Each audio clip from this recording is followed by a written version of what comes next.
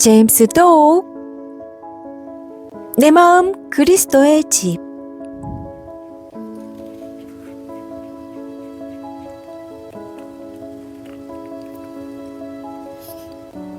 바울이 에베소 사람들에게 보낸 편지 가운데 이런 말이 있습니다. 그분의 영광의 풍성하심을 따라 그분의 성령을 통하여 여러분의 속사람을 능력으로 강건하게 하여 주시고 믿음으로 말미암아 그리스도를 여러분의 마음속에 머물러 계시게 하여 주시기를 빕니다. 어떤 이는 이 구절을 아버지께서 여러분의 믿음을 보시고 그리스도로 하여금 여러분의 마음속에 들어가 사실 수 있게 하여 주시기를 빕니다. 라고 번역했습니다. 놀랄만한 기독교 진리 가운데 하나는 예수 그리스도께서 성령의 임재를 통하여 실제로 그리스도인의 마음에 들어오셔서 정착하시고 그곳에 사신다는 것입니다. 그리스도께서는 자신을 영접하는 인간의 마음을 거처로 삼으십니다.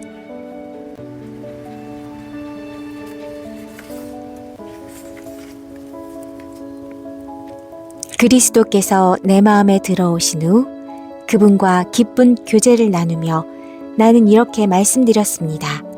주님, 저의 마음이 주님의 것이 되기를 원합니다.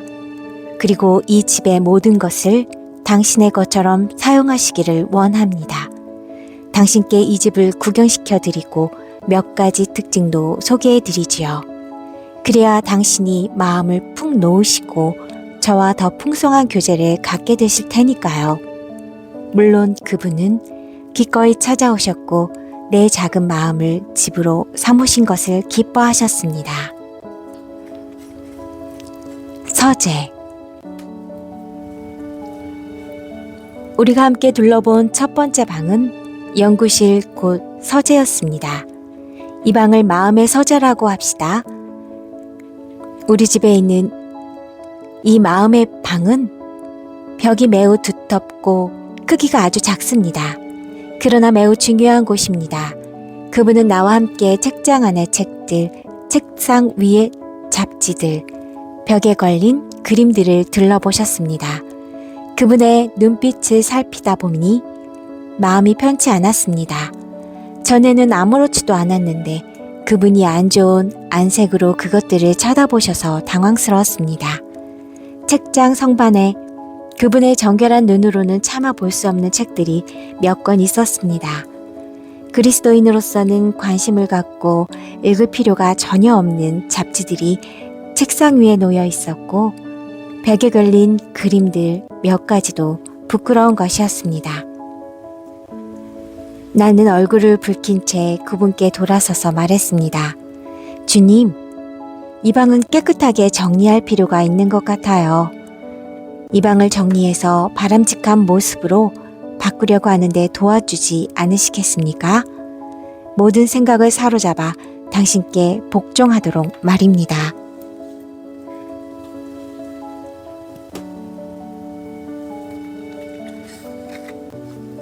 주방.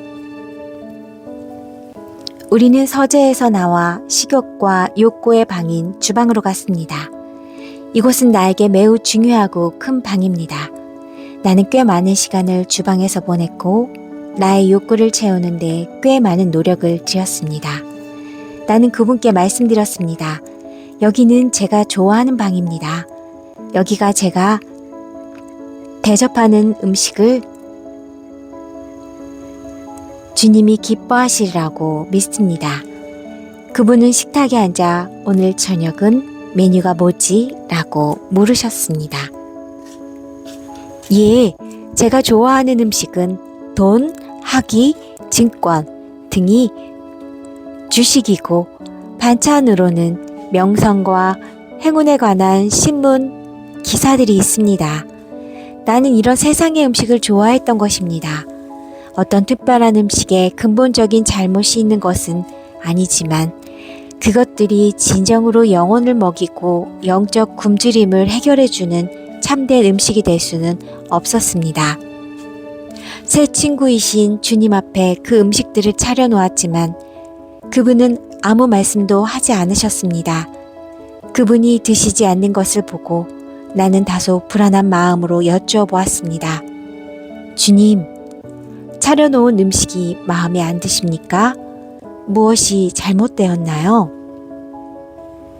그분이 대답하셨습니다.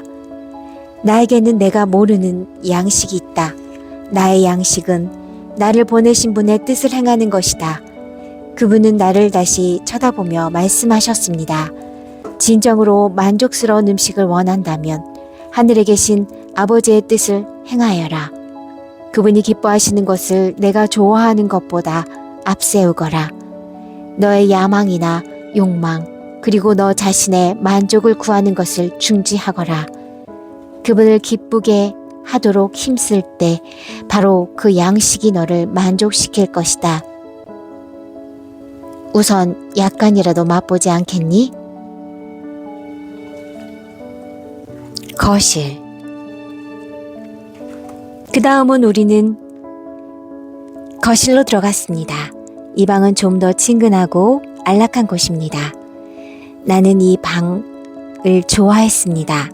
벽난로 폭신폭신한 의자들, 책장, 소파가 있는 이 방은 매우 아늑했습니다. 그분 역시 만족하신 것 같았습니다. 여기는 정말 좋은 방이구나. 이 방에 자주 오도록 하자. 은밀하고 조용하니 대화하며 함께 교제를 나눌 수 있겠구나. 갓난 그리스도인으로서 당연히 나는 감격에 잠겼습니다. 그리스도와 단둘이 친밀한 교제를 나누는 것보다 더 하고 싶은 일을 생각할 수가 없었습니다. 그분은 약속하셨습니다. 내가 매일 아침 일찌감치 여기에 올 테니 나와 함께 일과를 시작하자꾸나. 그래서 나는 아침마다 아래층 거실로 내려갔고 그분은 책장에서 성경을 꺼내주셨습니다. 그분이 성경을 펴시면 우리는 함께 읽었습니다. 그분은 내게 성경에 기록된 놀라운 구원의 진리들을 펼쳐 보여주셨습니다. 나를 위해 하나님이 행하신 모든 일과 앞으로 이루실 일들을 듣는 동안 내 마음에는 기쁨의 노래가 흘러나왔습니다. 정말 놀라운 시간들이었습니다. 그분은 성경과 성령을 통하여 내게 말씀하시고 나는 기도로 응답했습니다. 이 같은 인격적인 대화로 경건의 시간을 보내면서 우리의 우정은 깊이 갔습니다.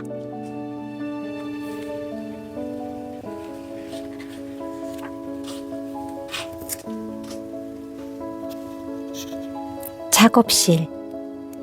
얼마 뒤 그분은 너희 집에 작업실이 있느냐? 라고 물으셨습니다.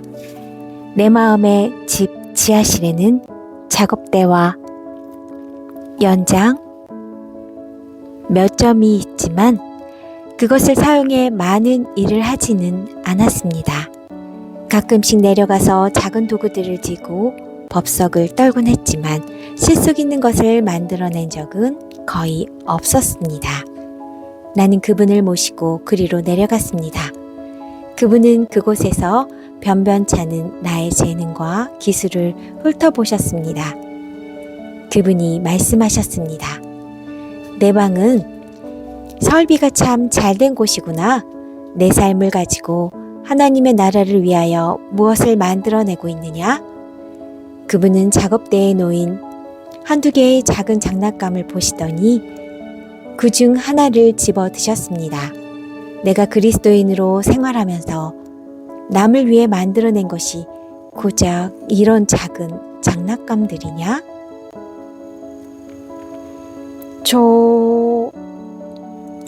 나는 떨리는 마음으로 말씀드렸습니다. 주님, 저로서는 최선을 다한 것들입니다. 저도 그것이 보잘것없다는 것을 압니다. 부끄럽지만 서툴고 부족한 제 능력으로는 결코 그 이상을 만들지 못할 겁니다. 더 잘하고 싶으냐?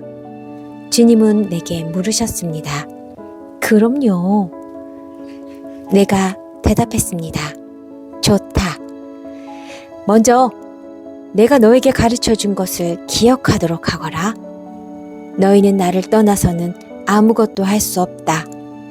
자, 긴장을 풀고 나의 영이 너를 통하여 임하도록 해라. 내가 기술을 서툴고 솜씨가 없다는 것을 알지만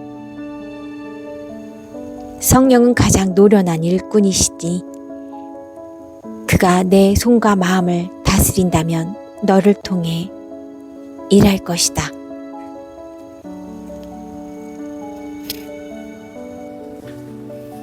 오락실. 그분이 오락실에 대해서 모르셨던 때를 기억합니다. 나는 그곳에서 재미있게 놀곤 했습니다. 나는 그분이 오락실에 관해서는 묻지 않으시길 바라고 있었습니다. 그곳에는 내가 혼자서만 간직하고 싶은 모임, 교제 활동과 흥미거리가 있었습니다. 나는 예수님이 그런 것을 즐기거나 찬송하지 않으시리라 생각해서 그 질문을 피했습니다. 그러나 어느 저녁 시내에서 친구들과 어울리기 위하여 친구 몇 명과 함께 막 길을 나서려던 참이었습니다. 그분이 문에서 나를 쳐다보며 멈춰 세우셨습니다. 밖에 나가려고 하느냐?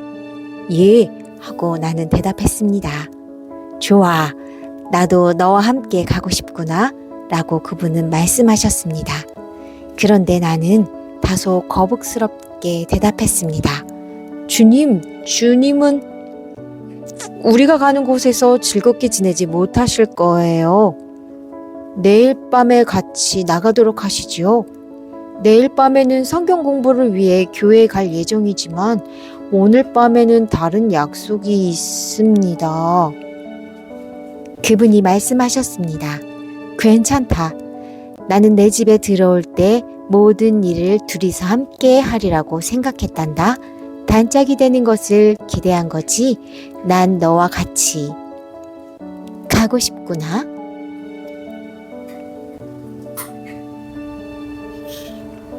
침실. 어느 날 아침 침실에 있을 때 주님은 침대 옆에 놓여있는 사진을 보고 누군지 물으셨습니다. 제 여자친구 사진이에요. 그 여자친구와의 관계는 건전한 것이라고 생각하면서도 그분께 말씀드리는 것이 약간 쑥스러웠습니다. 사실 여자친구와 몇 가지 갈등이 있었는데 그런 문제를 그분과 상의하고 싶지는 않았습니다. 그래서 나는 주제를 바꿔보려고 했습니다. 그런데 예수님은 내 생각을 미리 아신 듯 이렇게 말씀하셨습니다. 너는 성에 관한 나의 가르침에 의문을 제기하고 있구나? 그렇지 않니? 성관계는 결혼이라는 언약관계에 들어간 사람들만 즐기게 되어 있다는 가르침 말이야.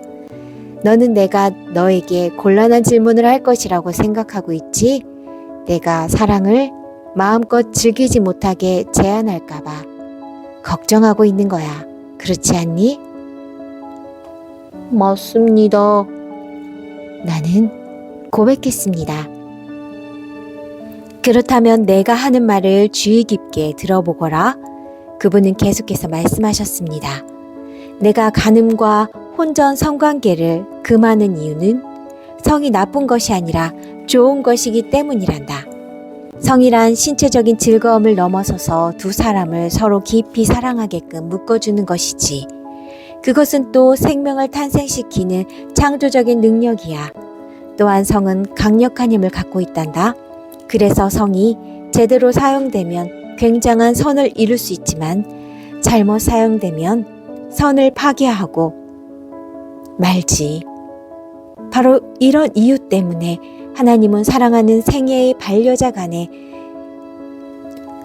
헌약 안에서만 성을 경험하도록 의도하신 것이란다.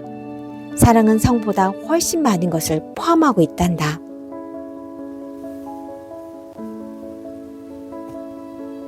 벽장. 어느 날인가 나는 그분이 문가에서 나를 기다리고 계신 것을 보았습니다. 그분의 눈에는 수심이 가득 차 있었습니다. 내가 들어가자 그분이 말씀하셨습니다. 집안에서 이상한 냄새가 난다. 이 주위에 무엇인가 죽어 있는 것이 있어. 위층 벽장에서 그 냄새가 나는 것 같구나.